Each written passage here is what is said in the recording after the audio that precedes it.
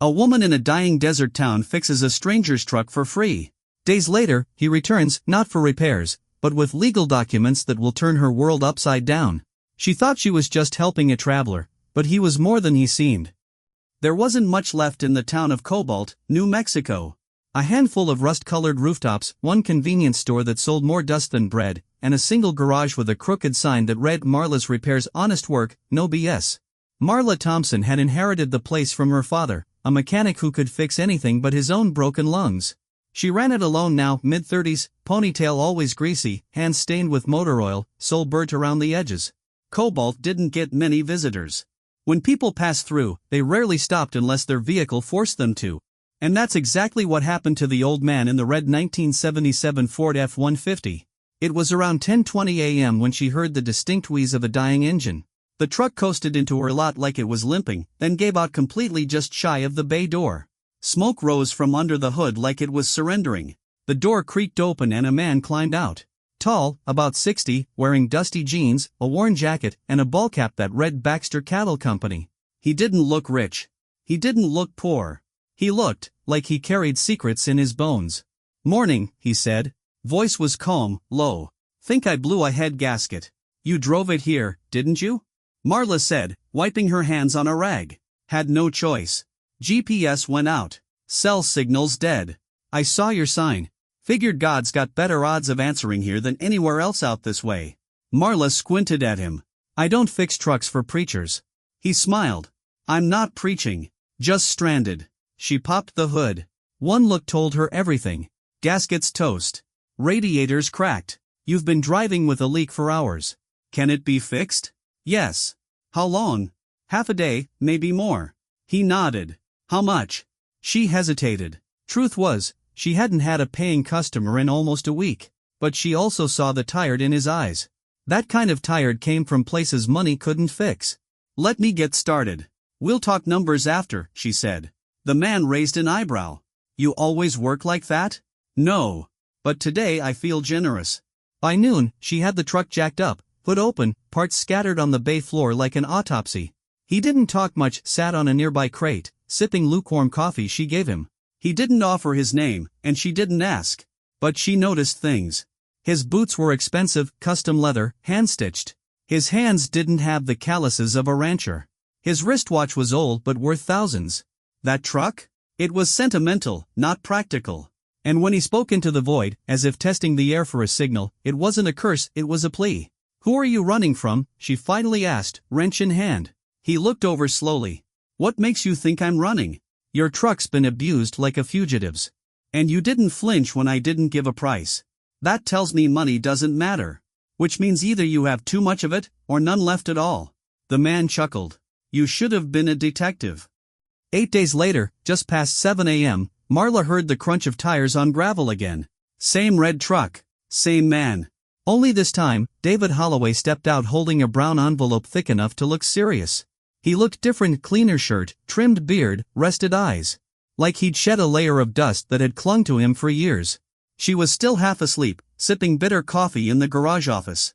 "Didn't expect to see you again," she said through the screen door. "Most people don't," he replied. "You busy?"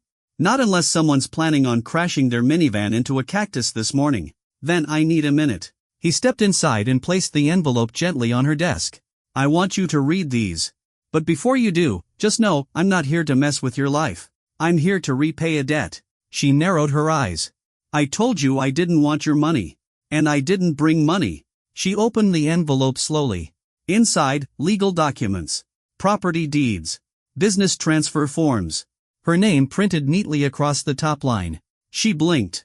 Looked again. "What the hell is this?" "The shop," he said. "This land. The building. All of it. Paid off. Cleared. And transferred to you." "What?" "No. This isn't what?" Her brain fumbled to process. "I already own this shop." "No," he said quietly. "You lease it. From your landlord in Albuquerque. Name's Curtis Delgado. He inherited it after your dad passed. You've been renting it month to month ever since. You're not on the title." Marla stared at the documents like they were radioactive. "How do you know all this?" "Because I bought it from Curtis last week," he said, calmly. "Paid full asking price. No haggle. Condition of sale was it be signed over to you. You did what?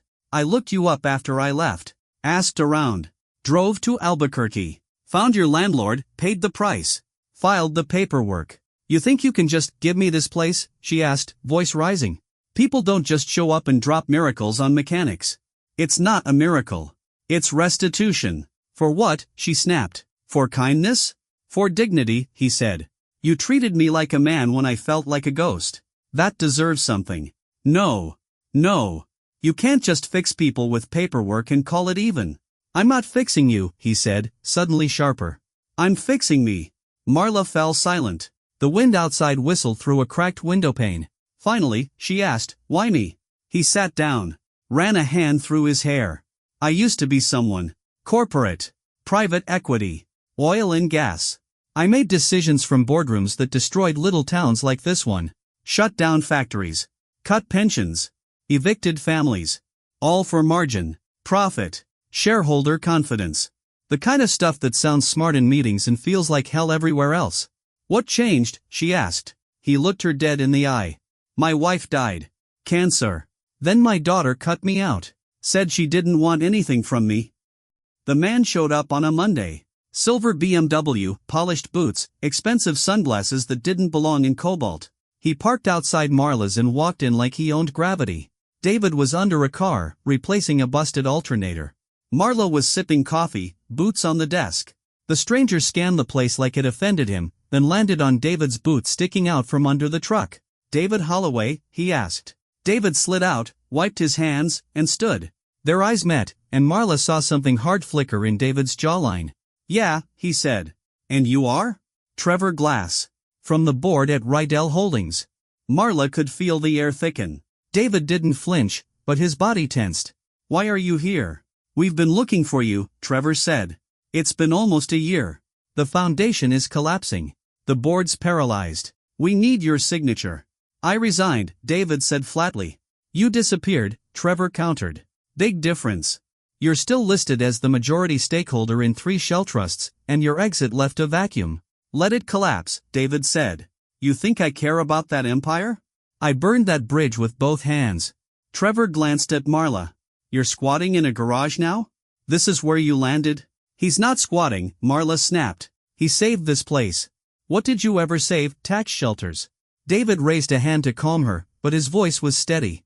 What do you want, Trevor? Trevor pulled a folder from his coat. There's a merger on the table. The investors want your signature. If you don't sign, the entire acquisition falls through. Hundreds of jobs. $1 billion collapse.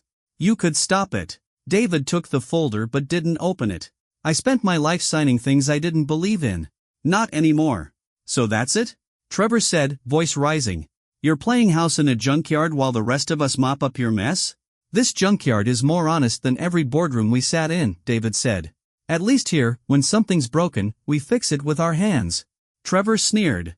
You always were sentimental. But this is business, David. Legacy. You can't run from it forever. David stepped closer, voice low. I'm not running. I'm choosing. You don't get to tell me what I owe anymore. Trevor looked like he wanted to spit something cruel but swallowed it. He turned to Marla. Good luck with your charity case. Just hope you don't end up collateral damage. He left. The BMW kicked up dust all the way to the edge of town. David exhaled, heavy. Marla said nothing for a minute, then quietly, that man knows how to ruin a room. David looked at the folder. He's not wrong. I left a mess. And now they want me to fix it. So fix it, Marla said. But do it your way. What if my way is walking away? Then make peace with it. But don't do nothing because you're scared. Do it because you decided. That night, David didn't sleep. Marla found him outside at sunrise, sitting on the tailgate of the old red truck, folder in hand.